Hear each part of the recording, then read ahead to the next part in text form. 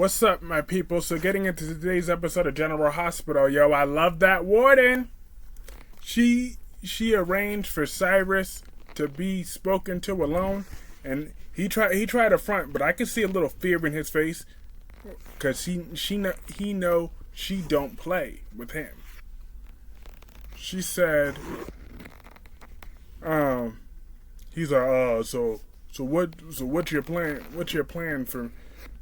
And then she made it clear. She said, I'm done.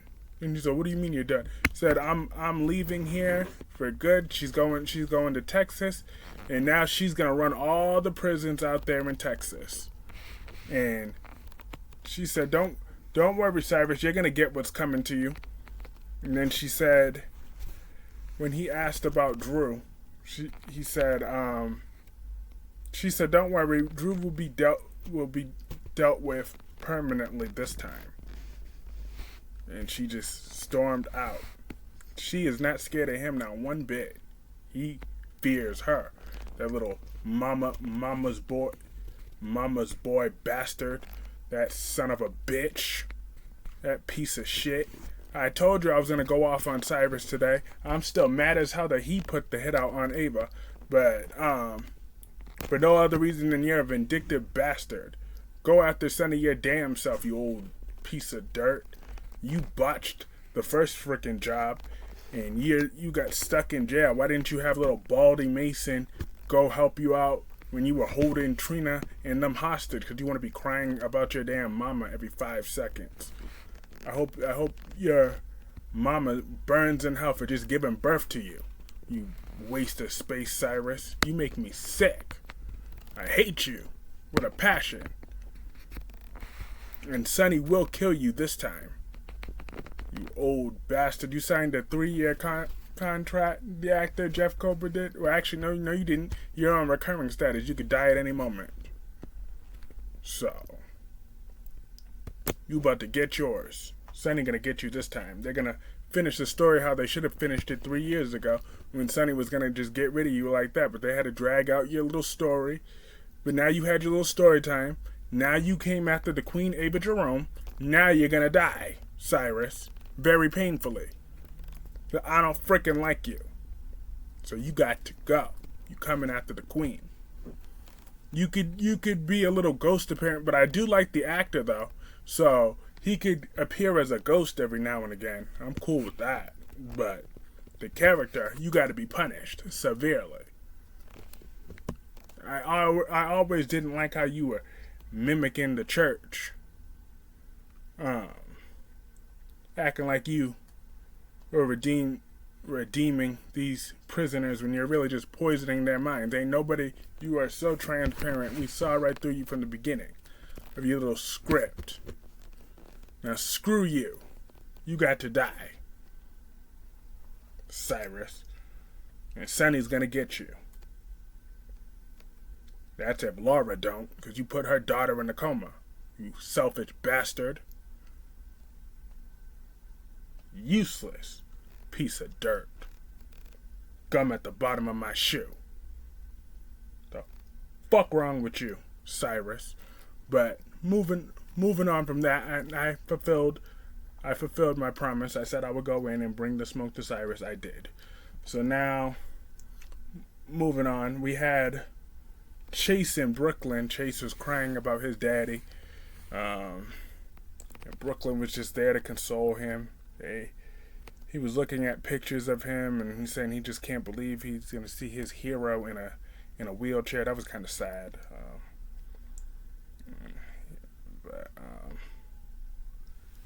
But yeah, and Gregory now found out from Finn that Chase knows because of Tracy. And Gregory wasn't happy about that, but he knows he was being selfish to not tell Chase himself. He kept prolonging it for too long, and now he already knows. So he just feels so bad. Chase and Gregory had a face-to-face at the end of the episode. I hope Gregory was misdiagnosed and he sticks around, even though he's kind of a little bit boring. I'm not gonna lie, but I still like him though. him and Alexis are cute together. And I hope they can make that work. And then, but moving on from that, Maxie, she looked like a 6 today. I mean, she looked really, really, really pretty. Her makeup was on point. Her hair was on point. Her outfit was on point. That black really looked sitting on her. And then she had her nice little jewelry. I'm like, ooh, yes, Maxie. You got it. I told you. I knew I wasn't crazy. I know Maxie still looks good. So I don't know what people be talking about her and her little weight gain, okay? It's a good that there's a little bit of meat on her bones. Not everybody could be slim at all times. Shoot. Now Maxie is a regular working woman. Kristen Storms, you are gorgeous. If you saw this video, hope you know. I've always thought that you were gorgeous. So don't listen to any of those trolls that want to talk about your weight, because you are all that and some. And yes. And you will make any man happy whenever you want to. So you are gorgeous, Kristen Storms. Absolutely gorgeous. And Maxie Jones is also gorgeous, okay? Don't let no vanity tell you anything different. Because you are gorgeous. But Maxie was worried about her job and stuff. And because Scott was trying to tell Lucy don't give up that 1%. Because Scott is a money grubbing ambulance chaser.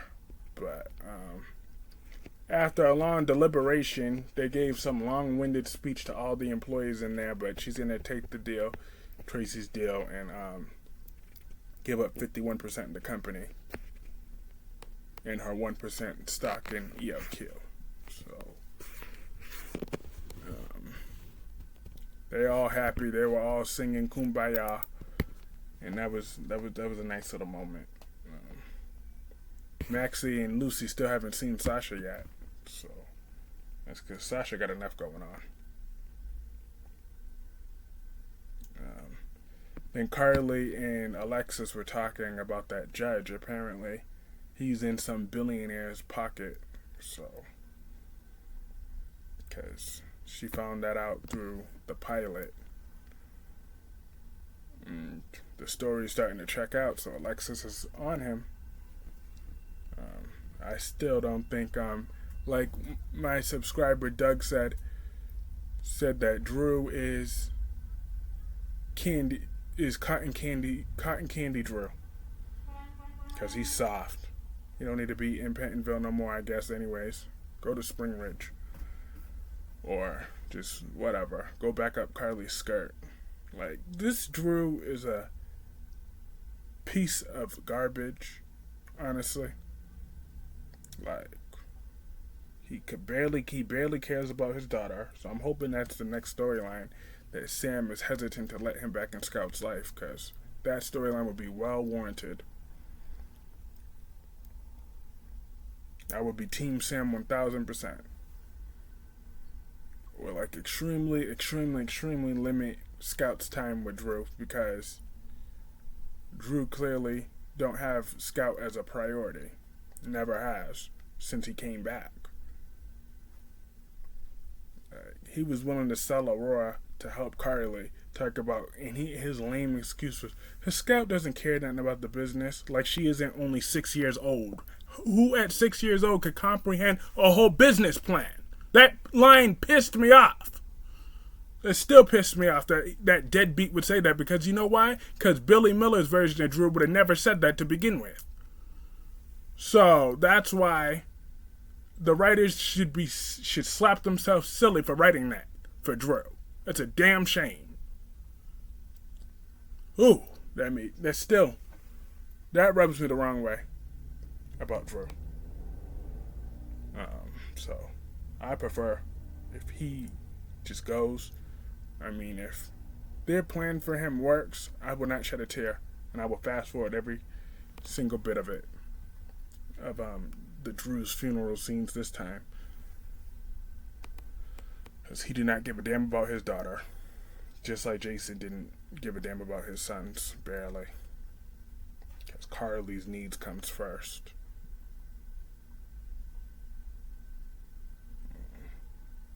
But yeah, but we'll see where that judge leads. leads with this story. I think it might backfire based off of speculation. Now, this is only speculation. I don't know if it's true, so don't quote me on this. But I think if their plan for that judge works a little bit, I think that judge might have been the one that convicted Cyrus. So if all of his convictions are overturned, then Cyrus might go. That might be a loophole of how Cyrus goes free as well. He's supposed to have a face-to-face scene with Portia. So be careful what you ask for. And now finally, moving on from that, we have Nina and Sonny. They started off on the plane. Nina's like, well, what surprise do you have? She said, I had to get things that's only specifically from Port Charles, and Kristina, Willow, and Michael came, and Nina was all happy to see Willow, of course, and the kids are there. They explained that Pilar told Sonny that Avery has something wrong with her stomach. So, but that at least explains that Pilar got her job back. So now she works for both Sonny and Ava directly. Instead of before, she always actually, technically, she's still on Sonny's payroll anyway, so that makes sense. Sonny's a control freak, so Pilar now has access to Windows. So that's where Avery's at. She's with Pilar. So I wonder if she must be with Pilar at Windermere then, instead of the penthouse.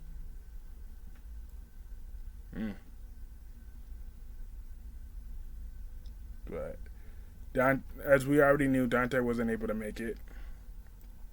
And Michael and Sonny were just talking. And Michael said, look, we're family. We have to be here for each other on big events. So I'm glad that Michael's attitude towards Sonny is finally gone. Even though it's about to come back to Nina, because he's about to find out this week about the truth. So, not really looking forward to that side of Michael.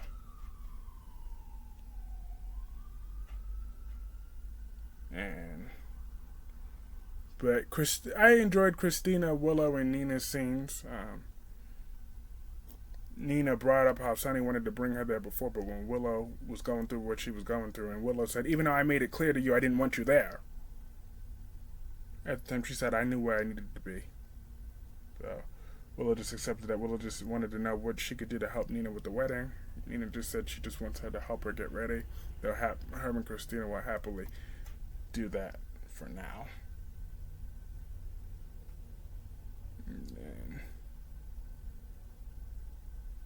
But yeah, that was mostly so that was pretty much everything in this episode. I thought this was a decent episode today, a little slow, but okay. Let me know what y'all thought about this episode in the comment section below. Hit the like button if you enjoyed this video. That does help me out, and I will see you all later. Have a great day.